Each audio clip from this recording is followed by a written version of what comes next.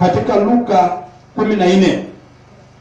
Luka 14:25 nataka tusome pale ili tuone kile Mungu anazungumza.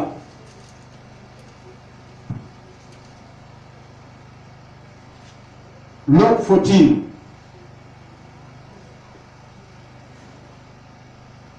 verse number 25.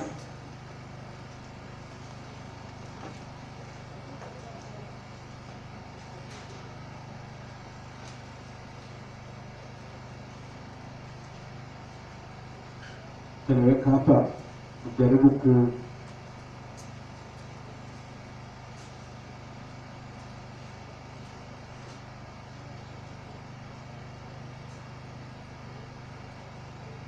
Are you there?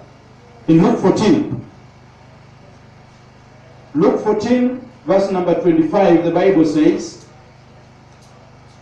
"And there went a great multitude with him, and he turned and said unto them, If any man come to me, and hate not his father, and mother, and wife, and children, and brethren, and sisters, yea, and his own life also, he cannot be my disciple."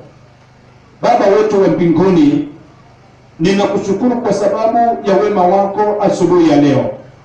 Asante kwa ibada hii. Asante kwa neno lako Bwana ambalo Mungu wewe unatusaidia tulikifunze siku ya leo. Ninaomba kwamba shuka Bwana ili uweze kutuhudumia, ili uweze kunena pamoja nasi. Asante kwa sababu kwa neno hili kuna mtu ambaye Bwana wewe unamhudumia katika maisha yake, na kwamba Bwana atakapolisikia neno hili Mungu atasimama akitangaza ukuu wako. Ninakuheshimu kwa sababu wewe ni mkuu, na ni kwa Yesu ninaomba nikiamini. Amen. Ninazungumzia the cost of discipleship. Na Jumapili iliyopita nilizungumzia nikasema kwamba lazima ukitaka kuwa mwanafunzi mzuri lazima uhesabu gharama ya kubeba msalaba wako na umfuate Yesu. Tulikuwa tunazungumzia gharama, kufanya gharama ya mateso.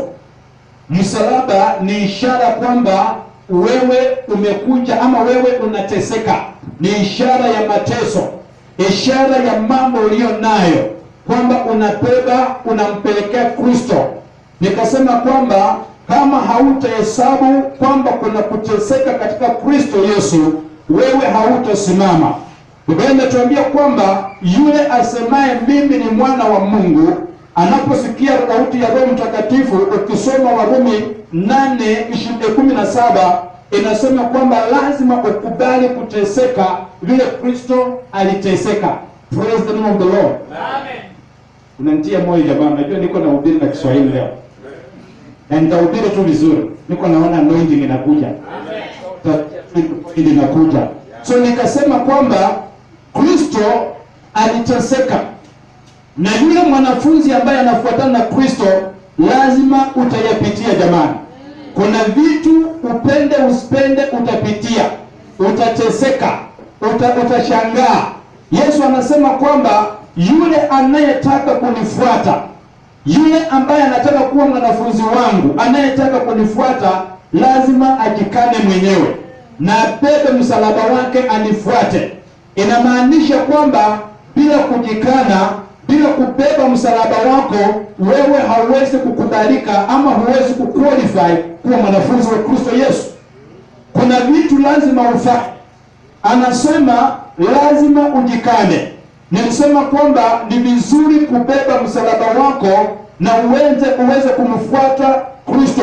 Nikasema kwamba maana ya msalaba inamaanisha kwamba umejitoa kikamilifu. Wewe hakuna kitu umeacha nyuma.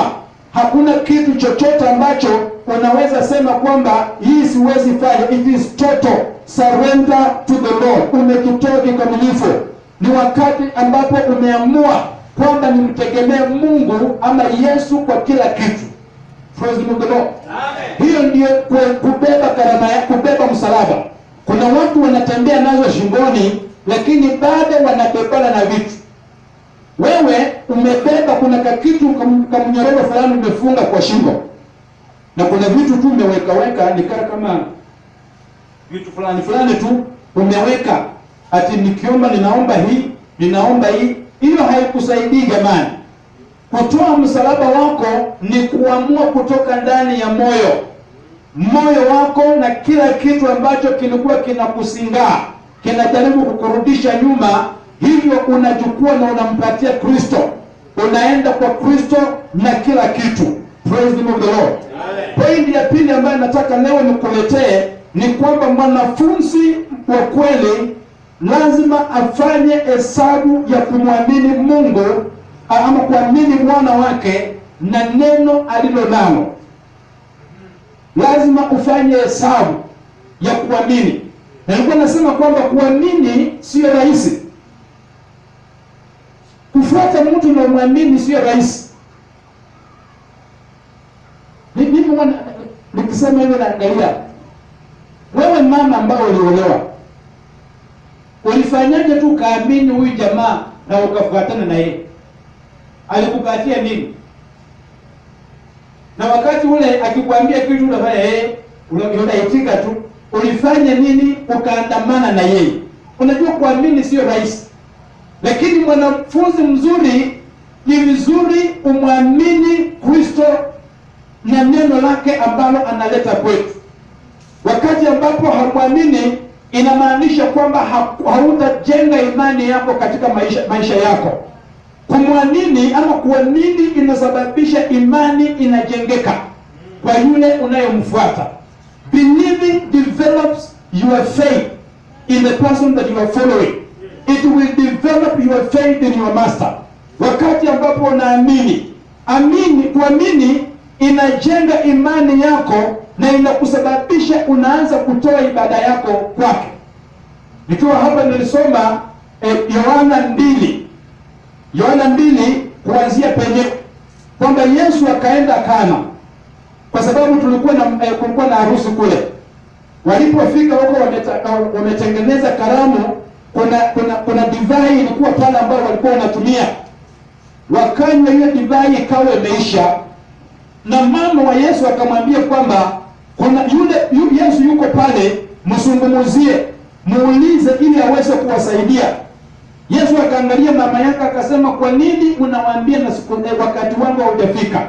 Anyway, kwa sababu anajua kila ambacho tutakufanya, kwa ile heshima Yesu akaamua akawaambia kwamba kulikuwa na mapipa yale, madrums ziko pale. Akasema kwamba chukua hiyo maji na mumwake kwa yale mapipa. Alafu mfanye nini? Mjaze maji. Baada ya kujaza, alipowaambia wale wafanyakazi wakachukua wakajaza, na walipojaza akawaambia chukueni muonje ama mkunywe. Walipokunywa ikawa nzuri, chukueni mpelekee yule msimamizi wa harusi hii. Walipompeleka akaonja, akasema kwamba hii ni nzuri kuliko ile ambayo walikunywa. Na walipofanya hivyo, Biblia inasema kwamba wanafunzi wake walimwamini. Praise the Lord. Kwa nini walimwamini? Waliamini neno lake, na walipoamini neno lake, kila walichohitajika kilifanyika. Praise the Lord. Neno la Mungu haliwezi kuleta faida ama haliwezi kuwa na faida kwako kama hauna imani kwa hilo neno. Praise the Lord. Kama hauna imani, nimesoma nikiangalia Yesu akifanya vitu. Watu wote ambao walipokea miujiza katika maisha yao, watu wa namna zote, wale waliopokea muujiza waliamini neno lake. Ukisoma katika Mathayo 8 ambayo ni chapter inazungumzia Yesu akifanya miujiza, mlango wa 9 inazungumzia Yesu akifanya miujiza, mlango wa 10 inazungumzia Yesu akifanya miujiza. Na watu wote ambao walipokea miujiza waliamini neno la Mungu. Niko nasema nini kwetu wapendwa? Ili uweze kupata muujiza kwa Kristo Yesu, unahitaji kuamini neno lako. Lazima you must believe in his word. Praise the Lord. If you don't believe in his word, there is no miracle ambayo itakuja kwako. Niko nasema kwamba wakati ambapo unaamini neno la Mungu litakusababisha uweze kumwabudu. Wakati ambapo unaamini neno la Mungu litasababisha uwe na imani, uwe na imani ambayo itasababisha wewe uweze kumwabudu Mungu.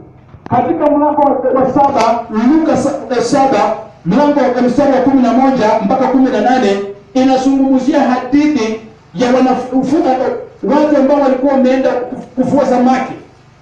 Huyu ni Peter na James na John. Wameenda wako baharini Galilaya kule wakifanya nini? Wanavua samaki. Na Biblia inasema kwamba walifanya kazi usiku mzima. Wamefanya kazi usiku mzima na hakuna hata moja ambayo wamepata. So Yesu asubuhi wakati wanaanza kuosha kutengeneza nyavu zao, Yesu akatokezea. Na Yesu anapotokezea anawaambia anaomba mashua moja aingie atumie. Wakati alikuwa naomba, Peter alimwangalia kana kwamba huyu anakuja kuwachosha tena. Lakini anyway, kwa sababu hata hivyo akakubali. Yesu akafanya kazi, akahubiria watu, na alipohubiria watu natumai masaa yalikuwa yamesonga, baada ingekuwa wakati samaki zilikuwa zimepotea. Akajua hapa haziwezi patikana.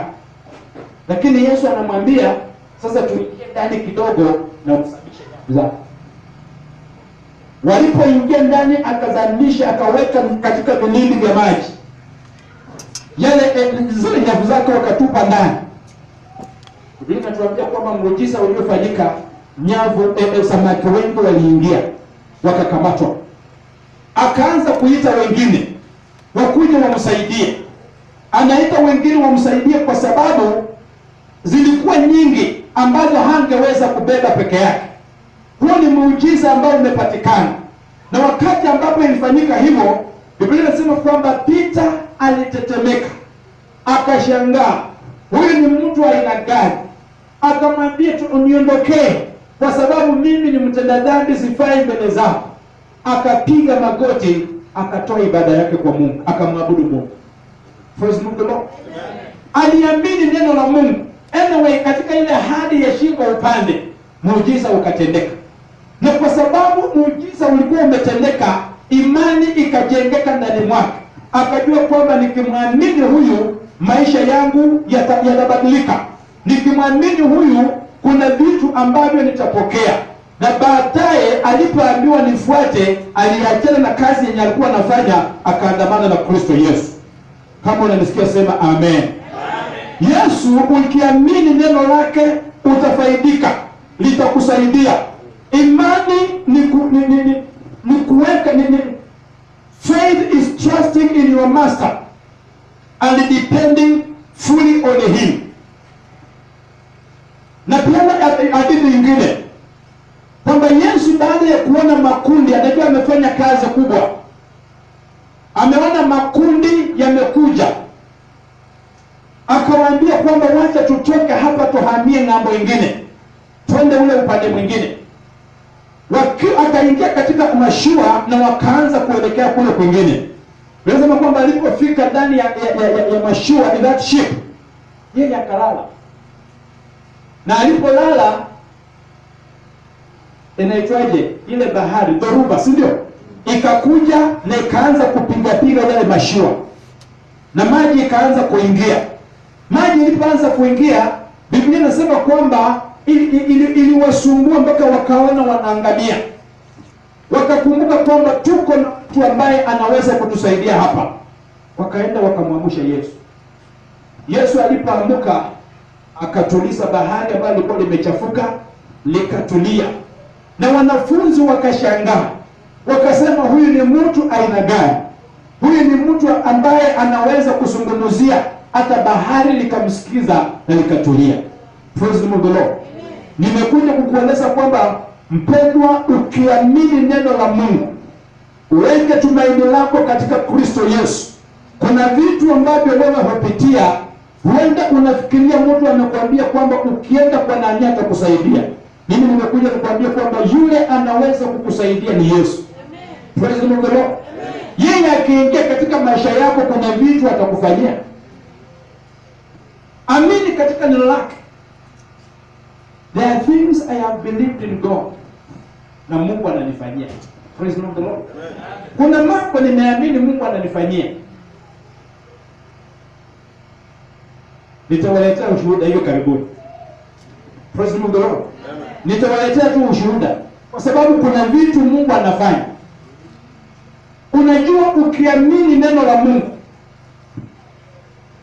uamini neno la Mungu na uchukue maisha yako, uchukue imani yako uweke kwa Kristo, useme kwamba yeye peke yake ndiye atanishughulikia, atakushughulikia. Amen. Mimi kila wakati aliniita, sikujua kwamba ana imani hivyo. Nilitembea kwa shamba tu, hata hatukuna kazi kubwa tulifanya. Nilishika tu kwa mchanga hivi na nikatangazia kwa mchanga. Sasa ameongezea. Hiyo tatu bwana tutakuuzia. Tupigie Bwana makofi jamani. Hizo mita tatu ni kubwa. Sasa shamba yake alikuwa anasumbukana na kumbe mtu amesongesha. Mwenyewe amesongesha. Kuna vitu tu kiamini Kristo Yesu inafanyika. So what are we saying, brethren? Chukua imani yako. Chukua imani, amini neno la Mungu, weka tumaini lako kwa Mungu, na Mungu atakutendea. Praise the Lord. Weka imani yako kwa Mungu na atakufanyia mambo makubwa ambayo utashangaa. Pasipo kuweka tumaini lako kwa Mungu, hakuna kitu. Unajua, hao walijua kuna kiongozi katikati yetu, kuna mkubwa wetu katikati yetu. Mimi nataka niulize, kuna watu wangapi ambao wamekuwa wakubwa wako na wao wamewadharau? Uliza tena. Umekuwa hapo chini ya Mungu.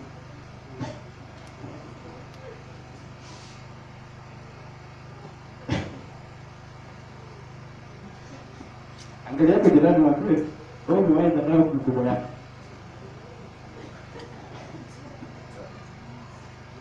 Akizungumza nasema hata wewe huko tuna mimi. Wewe na mimi tunafanana.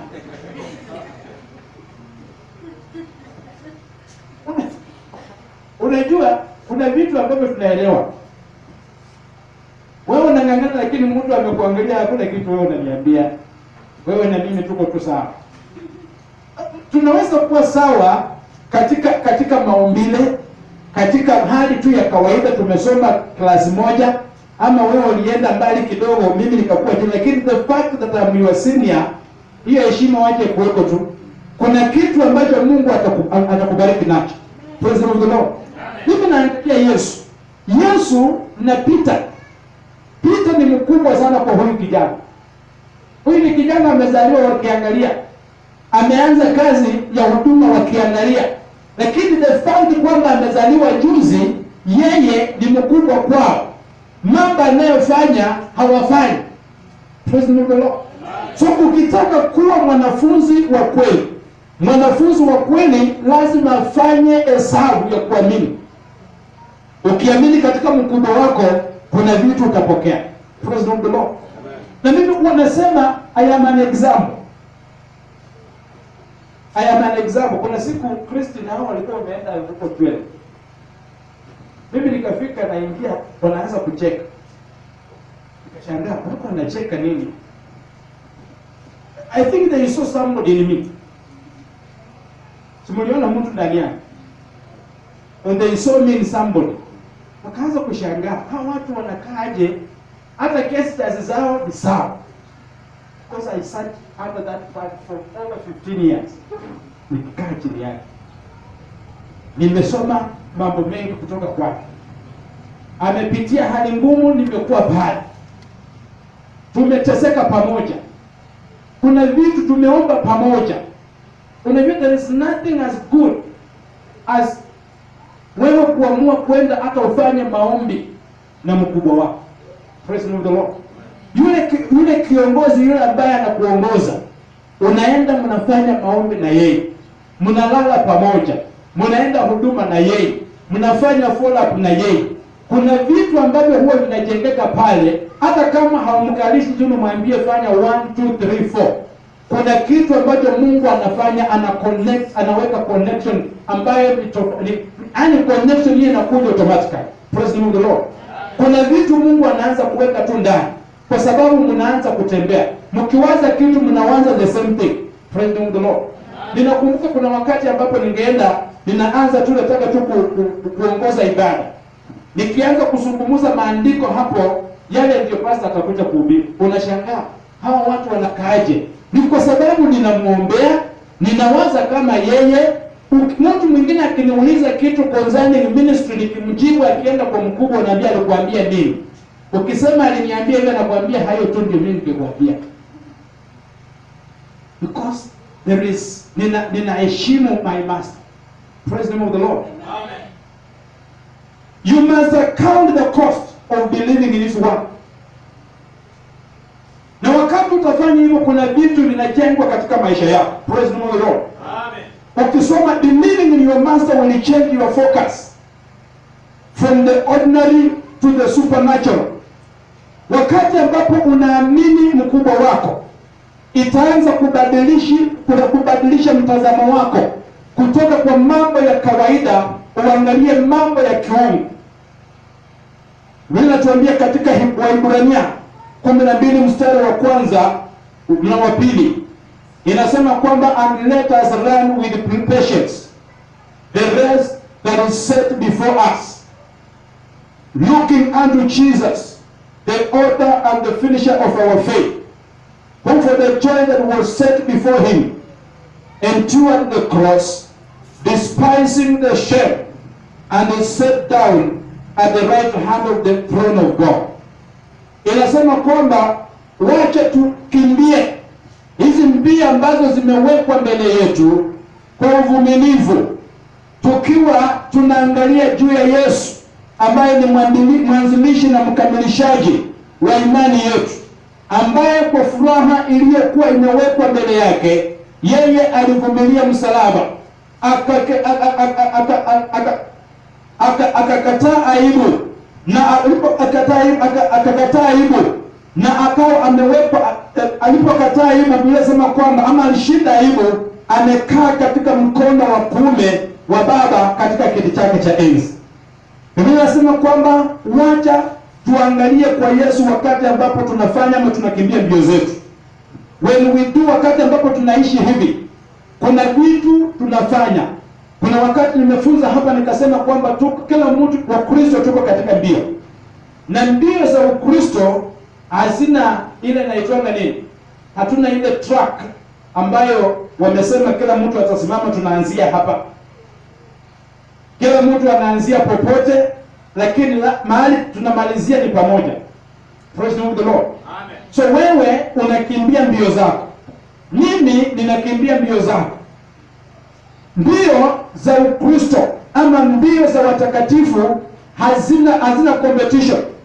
We are not competing who will reach there first. The most important thing ni kwamba wakati tunakimbia ili tuweze kumaliza. Lazima uhakikishe kwamba hata kama mimi ni namba mkia, lakini lazima nikimbie tu mpaka nikuje nimalize. Kwa sababu yule ambaye amenitangulia ni Kristo Yesu. Yeye ndiye amesimama mbele yangu, na ninapokimbia ninamwangalia yeye, siangalii kando. Praise the Lord. Kwa sababu katika mbio ukiangalia kando utaanguka. Tumeona mbio za kawaida tu watu wanakimbia. Mtu anakimbia, ukitaka kupita hata kama uko namba 1, ukianza kuangalia nyuma utaanza kurudi nyuma. Sio kweli benda? Wale wanakimbia wanaangalia wapi? Unaangalia mbele. Usiangalie wale spectators. Watakusababisha usubae na wapite. Watakupita. Kile unahitaji ni kwamba ninapokimbia, ninakimbia nikiangalia mbele, ili nione mahali ambapo ninaenda. Nataka nifikie ile kamba ambayo imeshikwa kule mbele, ili niweze kupita, ili niweze kumaliza. Praise the Lord. Wakati ambapo hauangalii mbele utaanguka. Kuna watu ambao wanakimbia, wanasema sisi tunakimbia hizi mbio, lakini wako wanaangalia vitu vyao. Praise the Lord. Amen. Unakimbia lakini unataka wakupatie mahindi kando ukule. Utafaulu? Wangapi hapo walikuwa wanariadha? Uliwahi kimbia? Walking race. Nani alitembea kwa walking race? Hakuna mtu hapo.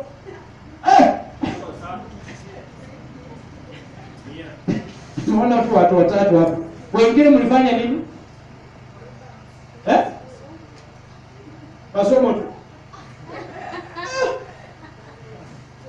Yeye kusababisha hata saa hii kukimbia ni shida. Bwana asifiwe.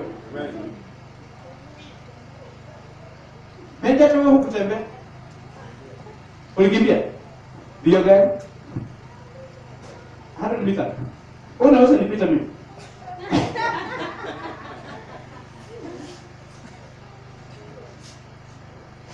Uwezi kimbia ukiangalia nyuma, watakupita. Biblia inasema kwamba wacha tu wakati tunakimbia tukimbie tukivumilia. Inamaanisha kwamba ni ngumu. Hii safari ni ngumu jamani. Hii safari lazima ujipange. Lazima uhesabu karama. Unajua kuamini tu kwamba watu ni washangazi. Kuamini kwamba Yesu anakuja kuchukua kanisa lake. Na hii inanisababisha nizoe wakati wanachukua kanisa lake mimi ni kuwepo. Sio rahisi. Hao. Kuamini yule hujawahi ona. Pia ni ngumu. Kuamini kwamba hii hali yenye niko ndani ataenda kuniondoa ndani ni ngumu. Am I talking to people here? Yes. Kuamini kwamba hii magonjwa Mungu anaenda kuniponya ni ngumu jamani. Inahitaji uhesabu gharama. Mimi nimeenda kwa mkutano siku moja. Mkutano umekuwa mkubwa. Nimesimama tu huko. Naona mhubiri anasema there is somebody here anaumia magoti yake. Ameumia kwa muda na hajapona. Kuja hapa Mungu anasikia habari yako. Nikakuja. That was my miracle. Unajua sasa imani inaanza kujengeka hapo. Nimeombea hilo goti kwa muda kwa sababu kuna siku mimi I was a player. Nimecheza hii mpira yote tu. So kuna wakati nilikuwa nimeruka, nilikuwa volleyball. Nimeruka nataka kuspike na mpira anaitwa Boston. Ikawa imeenda upande ule mwingine. So nilikuwa napenda kusunguka kwa hewa. So ninataka nisunguke ili nipige in that style. Na mwingine akatokozea sasa hii kitu ikarudi huko. Na kwa haraka tu nikaipiga ikarudi na nikaendelea kucheza. Ikawa inaniletea shida. Kwa muda but ilipona. Praise the Lord. Kwa sababu baadaye nilianza kuiombea. So niko nasema nini? Kuamini kwamba maneno tu haya yanaweza leta utofauti katika maisha yangu sio rahisi. Lazima uhesabu. Watu wangapi tumeombea wokovu hapa? Na tukawaambia amini hili kwamba umeokoka. Anaamuka ni kama anajichuna anaangalia hata mimi sioni hii wokovu gani mnasema. Hii ni vitu gani? Kuna mtu amekuja umemuombea, unamwambia mimi Mungu anakuponya. Hata kama amepona ni kama baada anakitivete shetani, hii vitu yananiambia sio rahisi. Ukitaka kujua kwamba kuamini vitu ni ngumu, wewe angalia watu wakiitwa kuombewa. Wanakujanga mbio.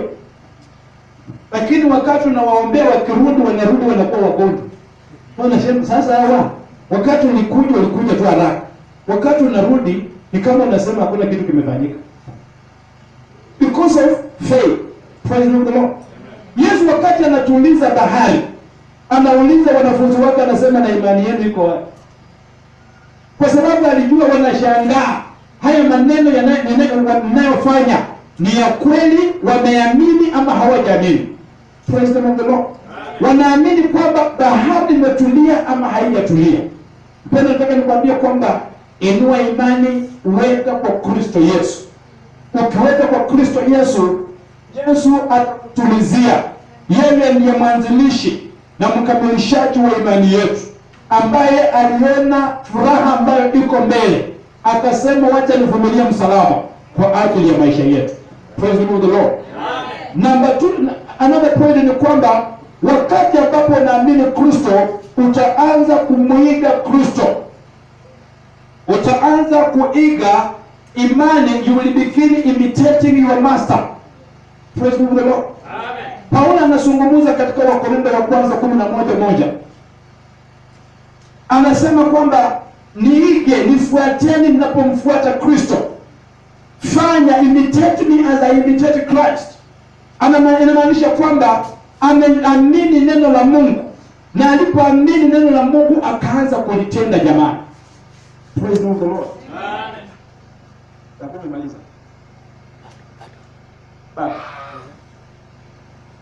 Wakati ambapo unaamini neno la Mungu, unaanza kulitenda kazi. Praise the Lord. You imitate your master. Mimi nawauliza hapa, there are things that we speak, we talk here. How many things have you ever imitated?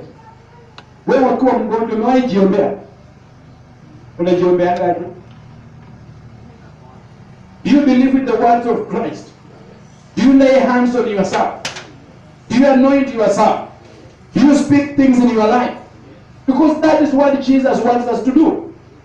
Paul anaambia Timotheo katika Timotheo 2 mstari wa 2, anasema kwamba yale ambayo ulisikia mimi nikiifanya, nikikufundisha, yale niliyokufundisha, chukua hayo na ufundishe watu.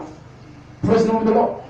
Anamaanisha kwamba wacha amuike yeye na afanye yale ambaye alisoma kwa mtu. Praise the Lord. Wewe usitoke hapa umeenda umegoogle. Kuna watu siku hizi, kuna vitu sana vingi sana kwa mtandao. Umepata ka message ambako mtu amedanganya vitu vingi, amechanganya. Unaona hiyo ndio ya maana sana kuliko hilo mtu atakuhubiria hapa.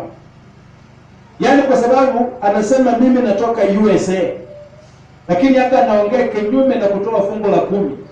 Unasema niliona, hata kumbe hii pasa yenye anatuambia sio kweli. Mimi ndio nakuombea hapa. Mimi ndio najua chakula nitakupatia. Yule mtu ambaye unaiga kwake hana mbele, hata hana mwelekeo. Kwa sababu umeona tu, unajua kwenda kwa mtandao si pesa. Si mtu tu anajua mambo ya kompyuta, anaandika vitu vyake na anatupa pale. Ukienda pale na information nyingine haina maandiko, haina chochote, but it looks so good, unafikia this is a very relevant thing. Hakuna mahali inakupeleka. That's right. Mimi nimeenda kwa mtandao siku moja, there's a lady anasema sijui is a archbishop somebody, aka nasungumuza kinyume na fungu la 10 in the New Testament, na ameandika sana, na hapo ndio watu wanaangalia. Na huyo mtu tena, kuna mwingine amesoma na anakuja anairusha kwa Facebook, yeye pia anaongea kinyume. Nasema habari kama hiyo siangaliani, ninaweza nifanya nikakosa kwenda kwa mtandao miaka mingi sana, because I don't believe in anything that my master has never believed. Amen. I will believe in what my pastor believes. I believe in what the Bible speaks, not what people imagine and want to bring to us. Praise the Lord. Amen. Wakati ambapo unakuwa na imani, ukiamini neno la mkubwa wako, utaanza kuimitate kila ambacho yeye anafanya. Praise the Lord. Amen. Then another point that that is number C. A true disciple must account the cost of following him. You must account the cost of following Jesus. In John chapter 12 verse number 26, the Bible says, if anyone serves me, he must follow me. And when I am there, will my servant also be there. If anyone serves me, the Father will honor him. Praise the Lord. But if you are a true disciple, you must account the cost of following somebody. Wanasema kwamba Unaweza amini Yesu, ukazungumza juu yake, ukaongea mambo yake, lakini kuandamana na yeye ni ngumu. Ni kweli. So kuna watu ambao wanazungumza akazungumza vizuri sana. I've seen wale watu ambao ni walevi, I have heard them preaching. Wakiwa kwa ulevi wanasema, walisoma sisi mahali pa Timothy wakasema onjeni kidogo. Unajua inamaanisha wameingia kwa maneno ya Mungu. Wanajua, wanaelewa vitu. Wanakuambia hivi ndio Biblia inasema, they quote the scriptures. The fact that you have known the scriptures and you have believed that scripture, it does not mean that you have followed him. Naelewana jamani? Ni lazima ufanye uamuzi wa kumfuata Kristo. Kwa sababu kufuata Kristo inamaanisha kwamba unataka kutumika na yeye. Unaelewana? Lazima tutumike na yeye. Mtu wa kwanza Yesu akiwa kule Genesareti katika bahari lile, akiwa amefanya muujiza, hao wavuvi wakapata samaki. Aliambia Peter, akaambia Andrew, akaambia Yohana, akasema nifuate. Akasema kuanzia leo hakutafua samaki. Leo mnaenda kuwa wavuvi wa watu. Na Biblia inasema kwamba waliamua wakaachana na hiyo kazi wakamfuata. Walifanya hesabu, wakaamua watamfuata. Na you can imagine katika shida zote ambazo Yesu alikuwamo, hawa jamani walikuwa na yeye. Praise the Lord. Wakati anapigwa na baridi, ameenda kuomba Getsemane, anapaka, kuna siku zake zimefikia za kuaga kutoka katika ulimwengu huu, kulipa gharama kwa ajili ya wanadamu. Yesu ako na hao wanafunzi, anawaeleza kila ambacho kilitokezea. Walikaa chini yake, popote ambapo alienda na hao, na walikuwa wanamuuliza maswali, walikuwa wanataka kujua. Apendwa, ili uandamane, ili uwe mfuasi ama uwe mwanafunzi aliye wa kweli wa Kristo Yesu, lazima afanye gharama ya kumfuata. Praise the Lord. Unajua wakati ambapo huko umeokoka, hapa ungekuja. Ulikuwa na kitu kingekuleta. Tuelewana hapa. Kuna kitu kingekuleta. Kwa nini umekuja? Kusikia neno la Mungu, si ndio? Tumekuja kusikia neno la Mungu. Hii ndiyo njia moja ya kufuata neno la Mungu. Hapa tunakwambia leta pesa, unataka kujenga kanisa. Unaleta, hiyo ndio mateso mengine. Uko na hesabu gharama. Hiyo ni baadhi ya gharama ambazo lazima tu ulipe. Wanatoka hapa tunaenda kubatiza, tunakutumbukiza kwa maji na nguo tena bila kujali huko unafuata Yesu. Kuna vitu utapitia na kuambia kuanzia Jumatatu mpaka Ijumaa kuna kukula. Unakuja tu hapa kuomba. Hizo ndio mateso na gharama lazima ujue kwamba zipo na zinakusaidia wewe. Praise the Lord. Kufuata Yesu lazima ufanye gharama. Unajua Peter alitembea na Yesu na siku moja anamuuliza, Yesu, tumeacha wake zetu, tumeacha watoto wetu, tumeacha wazazi wetu, sasa tumekufuata wewe, tutafaidika na nini? Yesu akamwambia, kuna ufalme,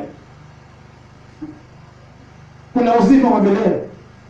Hivi vitu ambavyo uko unasema ni vya kupita, lakini kuna uzima na kuna faida ambayo utapata ambayo iko in eternity. Praise the Lord. So kuhesabu gharama na ufanye gharama ya kumfuata Kristo. Mimi kuna siku nilikumbuka, nikakaa chini nikaanza kujiangalia. Nikaangalia mambo ambayo Kristo amefanya katika maisha yangu. I've said many things concerning myself. Of course I don't talk about others. I will talk about myself. Na nikasema kwamba sijawahi fikiria katika maisha yangu kurudi nyuma, kwa sababu ninaelewa makusudi ya Mungu kwa ajili ya maisha yangu.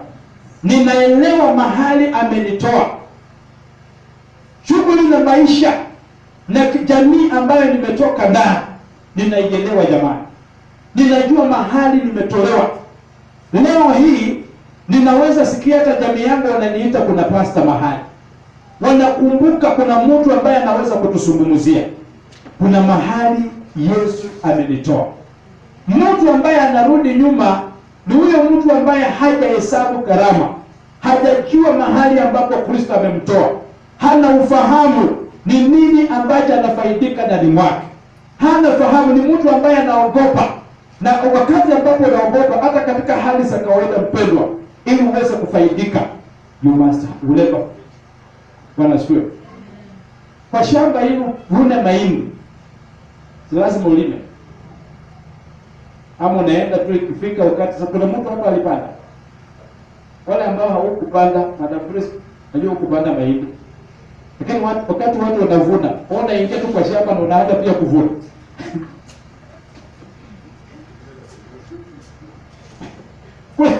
Au kufanyia kazi wewe tu shamba ya mtu. Kwa sababu mnavuna pia, nimeingia niko navuna yangu. Watu wanaweka kwa wewe, unachukua unaweka kwa gunia yako. Ati kwa sababu ni wakati wa kuvuna. Haiendani namna hiyo. Hesabu gharama. Kumfuata Yesu sio rahisi. Unajua Peter aliona wametoka Kapernaum, wanaenda Olives. Wanatoka Olives, anaenda Galilaya. Mtu anatusogeshanga hivi. Hakuna pikipiki kama sasa hivi. Unajua sisi tumeanguka. Sisi hapa tunasema tuende follow up.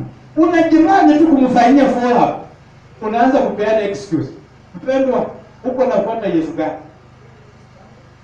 Uliza jirani, huyu Yesu mwenye unaongea gani? Yaani jirani, unajua Yesu kutoka Kapernaum, Yesu anaenda Kapernaum. Na anaenda na hawa jamaa, unajua ni kwa mguu.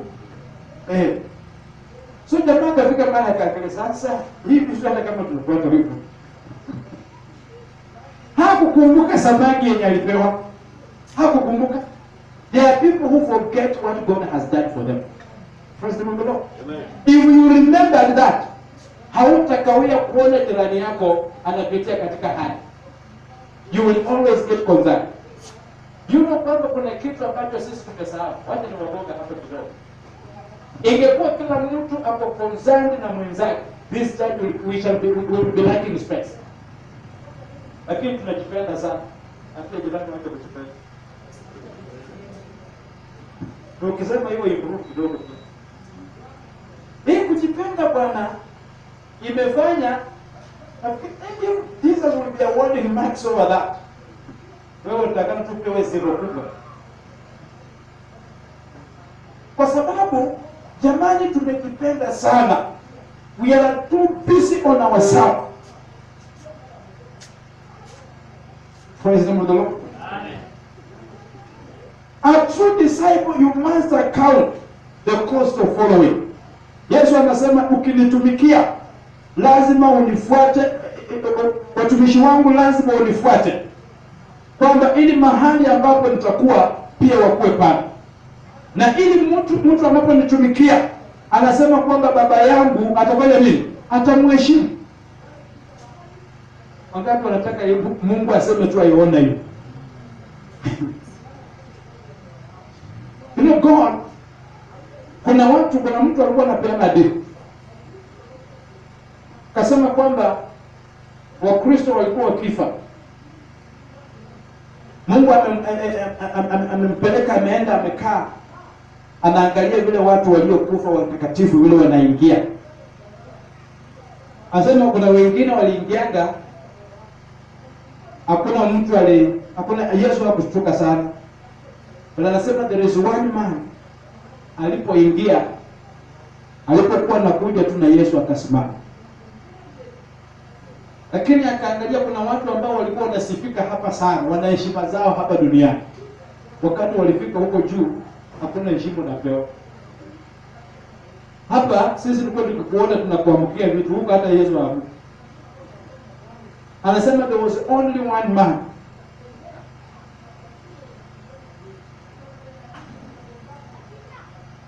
Kiangalia maisha yako. Praise the Lord. If you do that, Mungu atakuheshimu. Praise the Lord. Wakati ambapo unamfuata Yesu, kuna amri, kuna conditions ambazo Yesu amepeana hapa. Following Jesus is attached with the conditions. Number 1, you must deny yourself.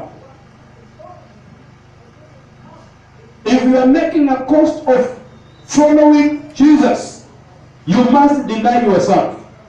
In Luke chapter 9, verse number 23, the Bible says, and he said to all, if anyone will come after me, let him deny himself. You need to deny yourself. Denying, lazima ujikane wewe mwenyewe. Kuna vitu lazima uvikatae ambavyo vinafurahisha maisha yako. Mambo ambayo yanaonekana ni muhimu katika maisha yako lazima uyakatae. Praise the Lord. Kuna watu tu hapa chakula peke yake inaweza msababisha asikuje kanisani. Nini siku ya chai? Hii ni excuse tu tuko na peana. Ati kichwa ilikuwa inanitoka sana. Na wakati ule hapo kwa jirani. Yaani asubuhi haukuweza kuja church. Lakini masaa haya tena wakati ambapo hauweza kuja church ndiye imekupa sababu ya kwenda kukaa kwa jirani. Ukienda pale haka anacheka tu. Akikuona anashtuka. Pastor Bwana asifiwe. Hata anazungumza hauoni ile Bwana asifiwe ile imetoka ndani mwake. Ni kitu ya juu. Ati kitu tu imenikoma. Hata sasa hivi pastor mimi nasikia tu anachukua baada na mese uona ngumu. Hii vituko ya utoto hii. Si itabidi watu watoke ndani. Because you must deny yourself. Inamaanisha kwamba there are some privileges ambazo you must forsake them. Bwana asifiwe. There are precious things ambazo katika maisha yako you must forsake them. Yesu akasema mtu akitaka kuja kwangu aachane na baba yake, aachane na mama yake, aachane na watoto wake, aachane na ndugu zake, aachane na mume wake, aachane na mke wake, akahesabu watu wote na akasema finally na maisha yako pia. Bwana asifiwe. Sisi tunatangaza kesha hapa. Baba anakuambia tu watoto niliona kuwaacha na singekuja na wewe unavijanga tu watoto wako na wanakuwa wagonjwa. Na wengine wanakujanga na watoto hapa hata hawajawahi kuwa wagonjwa. Na wale ndio wanawafichanga hawajafaidika sana. Praise the Lord. Misa zingine wanaangalia Mungu alikubariki na mtoto wakati ulitaka mtoto ulikuja kesha sana. Na siku alikubariki ukawekea Mungu mgongo. Mimi swali tunakuanga Mungu akiua huyu mtoto utarudi ama hautarudi? Kwa sababu amekuwa stumbling block. Sasa hauwezi kumtumikia Mungu bila ambavyo anakupasa. Praise the Lord. Tuombe Mungu. Hii kitu hizo unajua tunaombeanga watu sema niombe pastor. Na unajua tu ndani mwako mtoto ndiye anafanyana.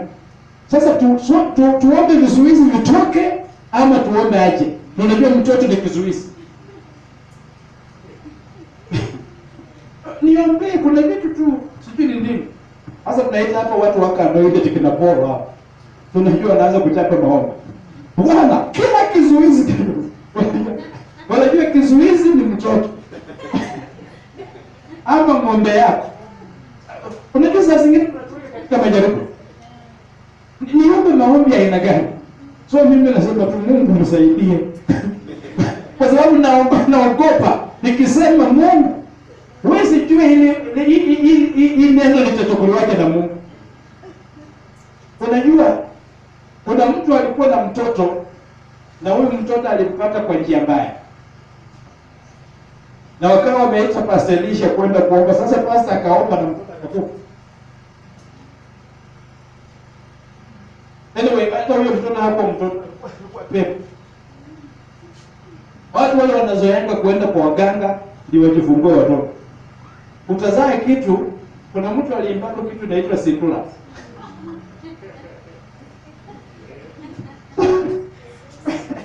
Kuna mama alienda kwa mganga na akasaidiwa akapata mtoto.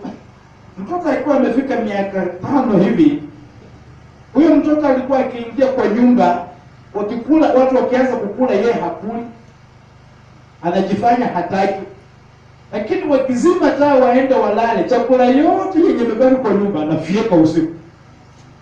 na asubuhi hapo tu mtoto. Sasa wanashapake na ingeka kwa hiyo. Hata wakifunga milango. Watu wakienda kulala, huyo mtoto anaamka sasa, anaenda kula chakula. Anakula tuone kama wameacha ugali sahani. Atamaliza.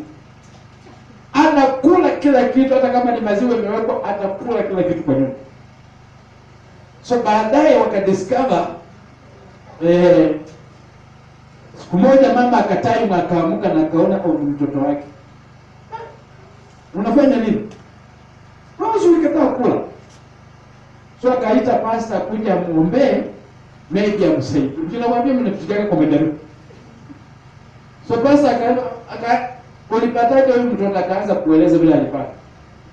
Na pastor akaanza kumwambia, sasa acha tuombe mapenzi ya Mungu. Basi omba tu vile Mungu atakuelekeza. Lakini unajua gani nilipata siku nimeokoka, lakini sasa nimegundua. So pastor akaomba mapenzi ya Mungu. Baada ya wiki moja mtoto hakuwepo, alikufa. Sasa nani alikuwa mtoto? Nilikuwa nasema kwamba usiamini ati watoto ndio wanafanya, siwezi kuja. Basi tunasema hivyo. Watu wataweza kuomba maombi mabaya. Inatufanya mpaka wanasema sasa niachilie gari. Mungu wasaidie tu. Wasaidie tu. Wajue kwamba uliwabariki. Na kwa sababu uliwabariki, Mungu wasaidie wakutumikie. Yaani unabadilisha njia ya kuomba. Usifanye warfare. Kwa sababu adui anaweza kuchukua advantage na akakurudia. Praise the Lord. What am I saying? Kwamba wakati ambapo unamfuata Kristo lazima uhesabu gharama. Nimesema kwamba you must deny yourself. Number 2, you must be ready to carry your cross. Nilifundisha mambo ya cross. Hiyo ni Luke 19 verse number 23. Take up your cross daily and follow me. Without the cross you cannot be a disciple of Jesus. Yesu anataka wale watu ambao wanabeba misalaba. Mtu ambaye anajitwika msalaba wake. Anaangalia, naona niende kwa Yesu katika hali yaani ninajitoa the whole of myself. Ninajipeana kwa Yesu. Unaweza andika pia Luke 14 verse number 27. Whoever does not bear his own cross and come after me cannot be my disciple. Yesu anasema kwamba yule ambaye hatabeba msalaba wake na andamane na yeye ama amfuate yeye, hawezi kuwa mwanafunzi wake.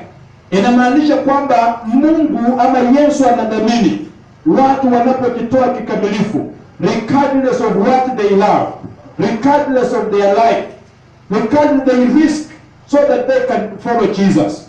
Number 3, a true disciple must be loyal. Nimekuwa nafundisha loyalty in the circle. A true disciple must be loyal. How do I become loyal? I must do what my master tells me to do. Kila ambacho Bwana wangu, mkubwa wangu ananiambia nifanye. A good example ni walimu hapa. Mimi naona walimu hata kama teacher hayupo, unaona tu wako busy. That means they are loyal to the TSC. Yule anaitwa nani? Huyu mkubwa wenu minister wenu anaitwa nani? Kwa walimu hapa, si walimu hapa.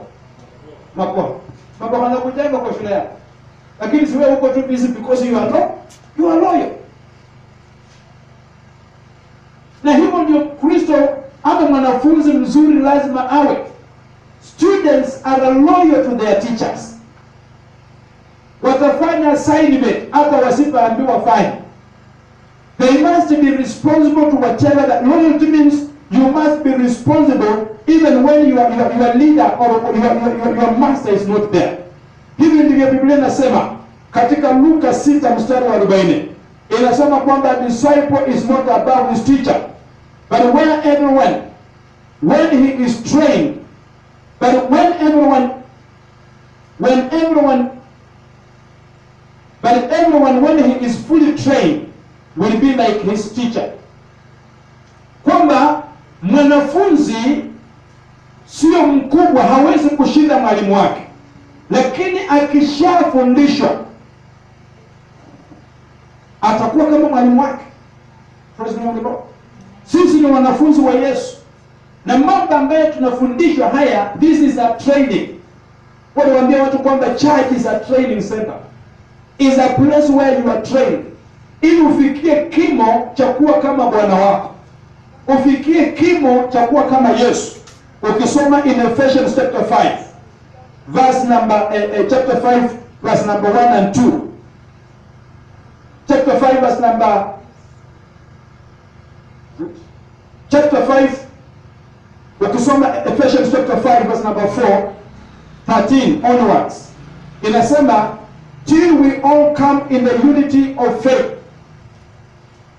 and of the knowledge of the Son of God, unto a perfect man, unto the measure of the stature of the fullness of Christ, that we henceforth be no more children, tossed to and fro, and carried about with every wind of doctrine, by the sleight of men and of cunning craftiness, whereby they lie and wait to deceive.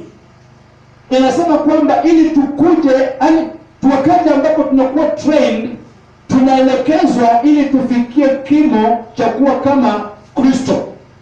Praise the name of the Lord. Tunakuwa kama Kristo ili wakati ambapo watu wanakuja, kuna watu katika wamejaa upotofu, watakuja wakufundishe vitu ambavyo sio vya kweli. That is why unaona kuna mtu umekaa hapa miaka hii yote. Hata nikuuliza mpendwa, hii miaka tu tumekufundisha, hata kama umekaa hapa mwaka mmoja, ana kama ni miezi 6 nimekufundisha hii mafundisho. Kuna mtu atakuja hapa na ndefu ile ndefu mrefu, na nywele kubwa hivi, imekaa bafra, amevaa ile inaitwa nini, ile kanzu mrefu inafakia chini, na anasema mimi ni Yesu. Na wewe unaona tu madam mzuri tu ananoka hapa, ati nimekundua ukweli. Alafu kuna watu wengine wanaingia kwa huduma katika walijawa kimapepo. Hawa watu walikuwa wazimu. Unajua walikuwa wagonjwa. Wakati walikuwa wagonjwa wanaenda kwa mganga na anamwambia ugonjwa huu unatokana na huduma ambayo Mungu anakuita anataka umtumikie. Anamuombea, anamkabidhi mapepo, na mtu anakuja kufanya nini? Anakuja kufungua kanisa sokoni na Loni. Unapata tu Mama Rose anasema, pastor, huyo mtu anafanya mambo na nimefungua ukweli. Siku 2-3 tunaona na umejificha, umefika pale. Wewe kitu hapo ni nzuri. Hii mafundisho yote hauko naye. I'm not saying mama ataenda. I'm saying mtu katika hali anaweza kuwa mtu tu yoyote hapa, amefundishwa mafundisho haya, anajifanya ati sasa naenda kusaidiwa. Hakuna mahali unasema. Wale watu wengi wamekimbia wakaingia into cultism. Sio kwamba hawako wameokoka. Wengi wao waliokoka vizuri sana, lakini walikosa mafundisho, walikosa kuelezwa kile ambacho kingewasaidia ili waweze kuimarika katika maisha yao. Na ndio mwanafunzi mzuri lazima awe mwaminifu, anyenyekee, aweze kufundishwa neno la Mungu. Praise the Lord. Huwezi kujua sana. I remember when we were growing up in the faith, sisi tumekuwa viongozi, na unajua shida inakuwa na viongozi. Ukiitwa kiongozi church, especially makanisa yale ambao viongozi wanakaanga mbele ama kando, you are so special. You are so spiritual. Yani you are over spiritual. Hyper. Umeenda kiwango cha juu. Hawezi kusikiliza mtu mwingine. Hapo ukisikiliza mhubiri wako unaanza kuanalyze, angezungumza hivi hapa ndiye ingekuwa. Yani huko umekaa kile, lakini huko anasema hii angeleta namna hivi ingeingia vizuri sana. When we were growing up, we almost developed that. Now that we are also able to preach on the pulpit, tunaweza simama tuwachilie vitu. Mhubiri akija akianza kuhubiri, tunaanza kucorrect, tunaondoa hii kosa, tunasema angeleta hii mstari angeuleta namna hii, ama hangesoma hii angeapply hii, kwa sababu wewe pia umeanza kujifunza vitu. Praise the Lord. Kuna kitu niko nakusaidia. Tunasema a student is not bigger, is not greater than his master, his teacher. Lakini wakati ambapo anafundishika, anaanza kuwa kama mwalimu wake. That is why wale watu ambao wanakuwa balanced katika maisha yao ya wokovu, they are always following what their teacher tells them. Praise the Lord. Kuna mtu ametufundisha ushirika ambao tunasema kwamba watu waende. If you are a true disciple, hautakosa ushirika. Praise the Lord. Kwa sababu kuna mambo ambayo utafundisha, kuna vitu utaelezewa, kuna mambo ambayo niko nasoma kufunza nini, iko wapi? Unaelewa sana saa hapa. Saa ngapi? Saa hizi na 54. Umepita. Acha nimalizie pale. Niko nasema nini? Mwanafunzi hawezi kushinda mwalimu wake. Mambo ambayo tunazungumza, tunataka usaidiwe jamani. There are people who make many mistakes. Kwa sababu anafikiria mimi lazima tu niende church. Hapo ndio ndafaidika. Kuna vitu ambavyo mimi siwezi kupata vyote. Ushirika tu mtu ataamuka na ka scripture kamoja katakulewesha na katakutana na mahitaji yake. That is why tunahitaji tuende ushirika. Hatupimani kwenda tukienda ushirika sasa wewe unaonekana mdogo sana. Ama unaangalia yule kiongozi ambaye tumeweka pale, unamuona kama yeye hakushindi sana. Wapendwa, hatuko hapa kushindana. Hatuko hapa kushindana. Hatuko hapa kupimana viwango. Tumesema kwamba ukikubali kuwa mwanafunzi wa Yesu, mwanafunzi halisi wa ukweli, lazima awe loyal. Praise the Lord. Uwe loyal. Tumesema tuende ushirika. Wewe tu ushirika. Hata kama mtafika tu pale, waweke zile. Tukimaliza kusema sasa tumefurahi. Wewe atoe ushuhuda na tuombe na tuende nyumbani, tumetoka ushirika. Kuna wimbo waliimba si kuelewa, si kujua. Lakini baada ya kwenda ushirika, kuna vitu nimejua. Kuna watu hapo ukiuliza huyu dada anaitwa nani, anakuambia sikujui. Sasa nani akwambia? Leo utaka kuchangamana na watu. Ushirika utakuunganisha na watu jamani. Praise the Lord. Utaanza kujua watu. That's why we are saying a true disciple must be loyal. Strike the people. Okay, sasa.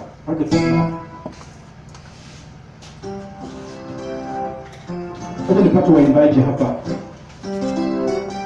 To lead us in a worship so that we will worship.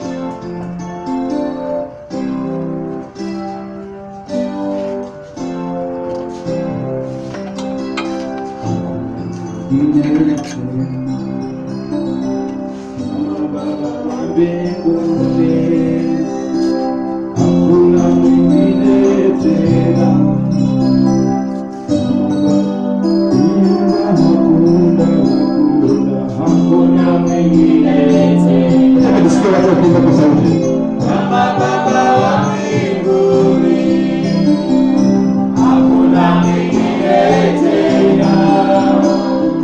Baba